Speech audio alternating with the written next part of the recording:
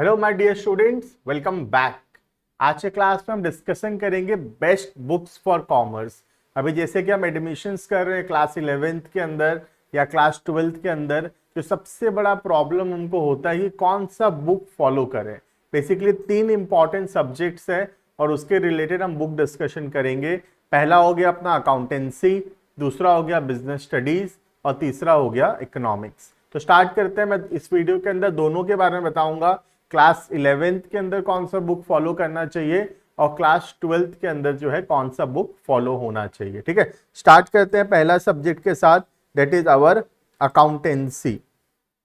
तो accountancy also called as accounts, उसके अंदर बेसिकली एक ही बुक है जो पूरे इंडिया में 60-70% ऑफ द पीपल फॉलो करते हैं और बुक का नाम है टीएस ग्रेवाल। अकाउंट्स में 11th हो या 12th हो, बुक सेम ऑथर का ही फॉलो होता है। बुक का जो फर्स्ट प्रायोरिटी होना चाहिए वो होना चाहिए टीएस ग्रेवाल का। ऑलमोस्ट इंडिया का 70% ऑफ द पॉपुलेशन जो है टीएस ग्रेवाल फॉलो करता है class 11th and 12th commerce के लिए। ठीक है, दूसरा जो अपना बुक है यहाँ पे वो होता है डीके गोयल का। डीके गोयल सर का जो बुक है वो ऑलमोस्ट 25% पॉपुलेशन फॉलो करता है जो स्टूडेंट्स है उसमें से। लेकिन डीके गोयल का जो बुक है उसमें थोड़े एडवांस क्वेश्चंस ज़्यादा दिए हुए हैं। हम दोनों में से कोई भी बुक करेंगे तो सफिशिएंट है, चाहे हम टीएस ग्रेवाल करें या डीके गोयल करें। लेकिन मेरा सजेशन होगा पर्सनली, क्योंकि ऑलमोस्ट हर एक स्कूल के अंदर टीएस ग्रेवाल फॉलो होता है, तो अगर तुम अभी बुक नहीं खरीदे हो और सोच रहे हो कौन सा बुक खरीदना है तो टीएस ग्रेवाल ही परचेज कर लेना। अगर डीके गोयल खरीद लिए हो तो फिर डीके गोयल चल जाएगा, लेकिन अगर नहीं परचेज किए हो तो सजेशन होगा कि तुमको टीएस ग्रेवाल परचेज करना चाहिए। ठीक है, तीसरा जो बुक होगा वो एनसीईआरटी का बुक है जो कि 5% ऑफ द स्टूडेंट फॉलो करते हैं। एनसीईआरटी में थोड़े कम क्वेश्चंस दिए हुए हैं, प्रैक्टिस करने के लिए इतना सफिशिएंट नहीं है, रेफरेंस बुक का जरूरत पड़ेगा। तो जो पहला प्रायोरिटी होगा उसी ऑर्डर पे मैं लिखा हूं, पहला प्रायोरिटी हमेशा टीएस ग्रेवाल का बुक होना चाहिए। अगर हम क्लास 11th में हैं तो सिर्फ एक ही बुक है टीएस ग्रेवाल का और वो एक बुक हमको परचेज करना चाहिए। और जो क्लास 12th है उसमें 3 बुक है, तीनों बुक जो है टीएस ग्रेवाल का ही हमको फॉलो कर लेना चाहिए। क्लियर है? तो ये हो गया अकाउंट्स का बात। यहाँ पे टीएस ग्रेवाल सबसे फेमस अभी बुक जो है ऑल ओवर इंडिया फॉलो हो रहा है। ठीक है, और सीबीएसई के मैक्सिमम क्वेश्चंस क्या बोलूं मैं, 100% क्वेश्चन बोल सकता हूं कि TS Grewal and DK Goyal से ही आता है। कोई भी एक बुक फॉलो करोगे चल जाएगा, दोनों बुक में मत जाना, एक बुक फॉलो करने से हो जाएगा। ठीक है, नेक्स्ट आता है अपना सब्जेक्ट बिजनेस स्टडीज।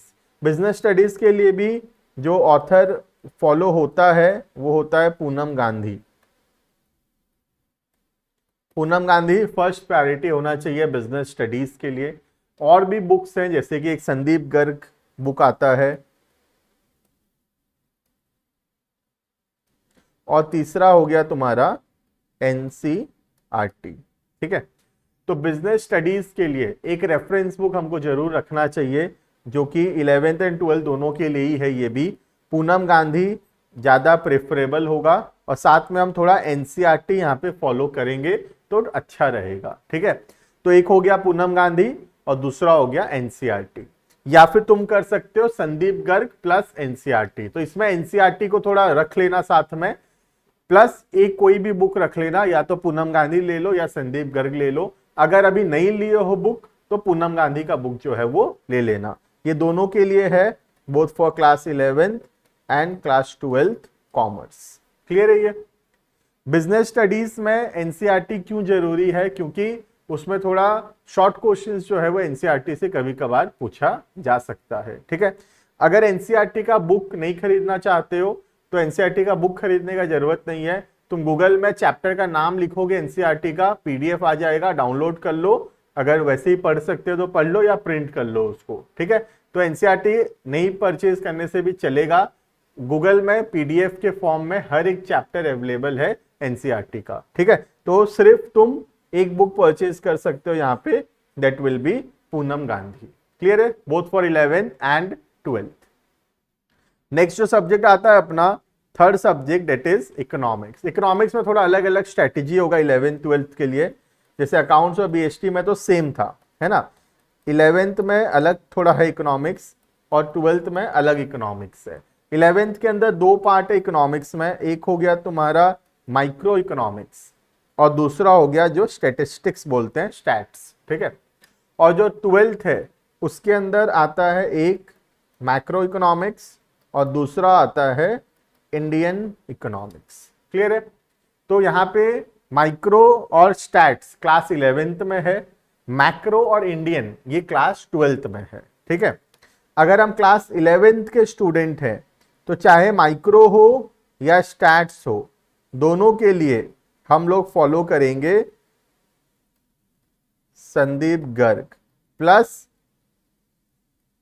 एनसीईआरटी हम थोड़ा सा इसमें रीड कर सकते हैं। क्लियर है।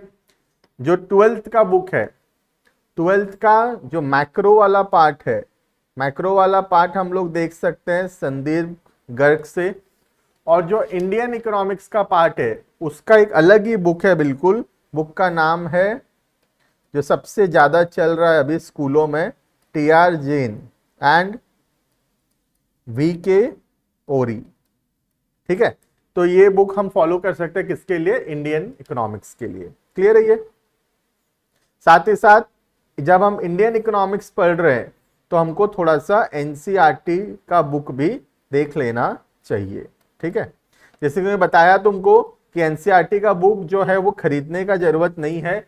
एनसीईआरटी का बुक हम लोग गूगल में पीडीएफ डाउनलोड कर सकते हैं। क्लास 12th का बुक भी इजीली मिल जाएगा, क्लास 11th का बुक भी मिल जाएगा एनसीईआरटी का। क्लियर है। तो इकोनॉमिक्स के लिए क्या स्ट्रेटेजी हुआ अपना, 11th में अपने फॉलो करेंगे माइक्रो एंड स्टैट्स के लिए संदीप गर्ग का बुक, और 12th में अपने फॉलो करेंगे मैक्रो के लिए संदीप गर्ग, और इंडियन इकोनॉमिक्स के लिए हम फॉलो करेंगे टीआर जैन एंड वीके ओरी का। क्लियर है ये। बाकी जो बच्चे लोग हमारे पास पढ़ते हैं वो तो जानते ही हैं कि हम लोग अपना खुद का बुक फॉलो करते हैं, बिजनेस स्टडीज एंड इकोनॉमिक्स का, जो कि बनाया गया है ये सारे रेफरेंस बुक को लेकर, जितना भी रेफरेंस बुक मैं बोल रहा हूं तुमको, सबको कंबाइन करके एनसीईआरटी को यूज करके कंबाइंडली पूरा 100% प्रिपरेशन के हिसाब से बिजनेस स्टडीज और इकोनॉमिक्स का खुद का बुक है, और हम लोग क्लासेस में जो है वो खुद का बुक ही फॉलो करते हैं। ये सब है कि जो बच्चे लोग अपने पास नहीं पढ़ रहे हैं और इन जनरल देख रहे हैं कि बुक कौन सा फॉलो करना चाहिए,